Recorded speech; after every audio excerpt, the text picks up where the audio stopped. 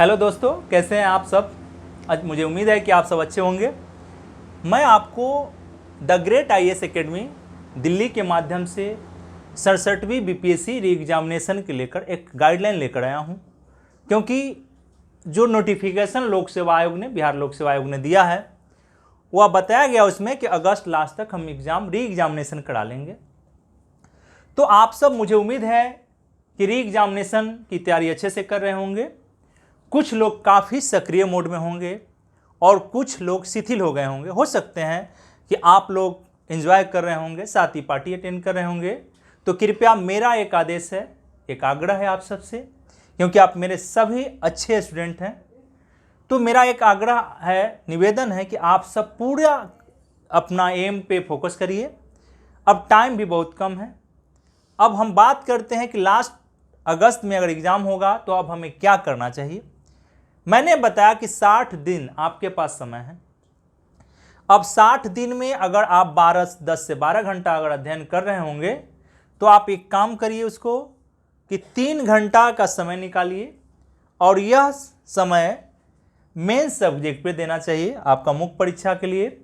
Optional subject, जैसे मान लिया जाए कि मैं ऑप्शनल हिस्ट्री पढ़ाता हूँ तो हिस्ट्री पढ़ने वाले स्टूडेंट के लिए मार्गदर्शन है, साथ साथ अन्य सब्जेक्ट वाले के लिए भी गाइडलाइन है कि आप क्या करें। पहला काम, सिलेबस को देखें, प्रीवियस ईयर क्वेश्चन को रखें, प्रश्न पत्र कि कैसे पूछे जाते हैं, और इसके साथ साथ आप क्या करें कि रिवीजन करें।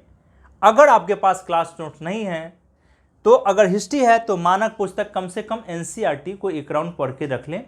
और पीछे जो क्वेश्चन दिया जाता है संडे के संडे एक क्वेश्चन, या सप्ताह में किसी भी दिन 30 नंबर का क्वेश्चन है, 50 नंबर का क्वेश्चन है, 30 मिनट समय देकर आप इसका अभ्यास कर सकते हैं। तो 12 घंटों का जो अध्ययन है उसमें हमने आपको 3 घंटा मुख्य परीक्षा के दृष्टिकोण से ऑप्शनल के लिए मैंने निकाला। दूसरा, जो 8 से 9 घंटा आपके पास समय बचा है, इसमें आपको क्या करना चाहिए जिससे आप प्रारंभिक परीक्षा बेहतर से पास कर सकते हैं, और बेहतर से पास करने के बाद ही मुख्य परीक्षा के लिए आप योग्य हो जाएंगे। तो मेरा मानना है कि 5 दिन ही अध्ययन करें, पहला गाइडलाइन है।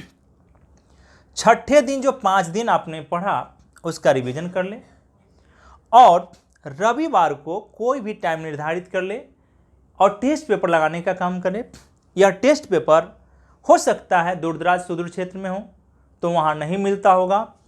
ऑनलाइन आप जाएंगे तो ऑनलाइन में आपको फेसबुक पे भी टेस्ट पेपर दिखाई पड़ जाएगा, ट्विटर पे भी दिखाई पड़ेगा।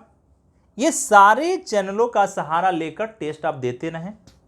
इसके बाद क्या करें कि ये तो भड़वली गाइडलाइन है आपका कि कौन कौन सब्जेक्ट पढ़ें, प्रथम दूसरे तीसरा स्थान पर किसका वेटेज दे ताकि हमारा स्कोर बेहतर हो जाए। अब कोई भी व्यक्ति यह कटअप का अनुमान नहीं लगा सकता है, कोई भी टीचर, कि कितना जा सकता है। हो सकता है कि परीक्षा का पैटर्न री एग्जामिनेशन में बदला हुआ दिखाई पड़े, तो फिर भी इसके लिए सिलेबस उसने लिखा है लोक सेवा आयोग ने, बिहार लोक सेवा आयोग ने, उस पर मूल बात होना चाहिए कि पहले नंबर पर आप जनरल साइंस को दें, क्योंकि 30 प्रश्न उससे पूछे जाते हैं। अगर आप इसको हल्के व्यू में लेंगे तो आपको नुकसान हो जाएगा। दूसरा, करेंट अफेयर्स, यह भी 30 अंक, इसको दूसरे नंबर पर रखें। तीसरा, इतिहास, यह 30 से 35 नंबर का होगा, तीसरे नंबर पर। चौथे नंबर पर बिहार स्पेशल, बात समझ रहे होंगे, चौथे नंबर पर बिहार स्पेशल रखें। पांचवा मैंने लिखा है राज्य व्यवस्था। छठे पे कहा भूगोल। बात आई कि अर्थशास्त्र से क्वेश्चन इकोनॉमिक्स से पूछे जाते हैं या नहीं पूछे जाते हैं। तो मेरा मोटिव है कि करेंट अफेयर्स को अगर आप अच्छे से पढ़ लिए हैं, इसमें बिहार का आर्थिक सर्वे होगा, भारत का आर्थिक सर्वे होगा, बजट होंगे, और डे टू डे प्रत्येक दिन जो भारत सरकार या बिहार सरकार की आर्थिक समाचार है उस पर अगर आप ध्यान देंगे तो वहाँ से आपका पूरा हो जाएगा। अलग से अर्थशास्त्र की तैयारी करने की अब कोई आवश्यकता नहीं है। अब बात आई मैथ, तो जो साइंस बैकग्राउंड के स्टूडेंट होते हैं उनके लिए 40 नंबर का वेटेज हो जाता है। 30 नंबर साइंस उनका ठीक ठाक होता है, 10 नंबर मैथ पर भी लगभग कमान होता है। हम यह नहीं कह सकते हैं कि सभी साइंस के स्टूडेंट बेहतर होते हैं और सभी आर्ट्स के स्टूडेंट गलत हो जाते हैं, उनकी साइंस पे पकड़ नहीं, ऐसा नहीं कहा जा सकता है। लेकिन लगभग आर्ट्स के स्टूडेंट होते हैं, उनका साइंस वाला एरिया कमज़ोर ही होता है। तो इसलिए साइंस पर आपको फोकस रखना चाहिए।